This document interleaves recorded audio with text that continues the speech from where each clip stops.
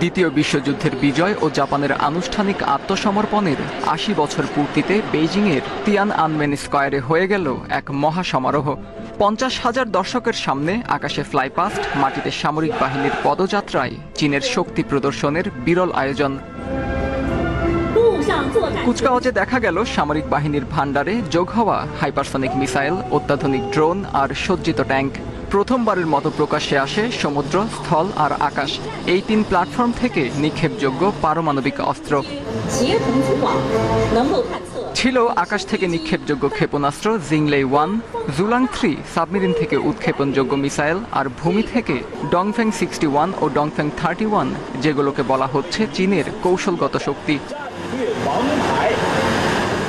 এই কুচকাওয়াজে সামনে আনা হয় মার্কিন বিমানবাহী রণতরীর মডেলে তৈরি ও পরীক্ষিত হাইপারসনিক অ্যান্টি-শিপ ক্ষেপণাস্ত্র ইংজি-19, ইংজি-17 ও ইংজি-20।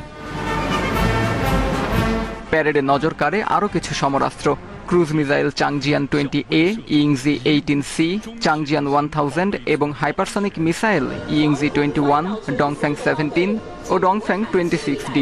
এসব যুদ্ধাস্ত্র সব আবহাওয়ায় মোতায়েন সম্ভব, বলছে চীনা গণমাধ্যম।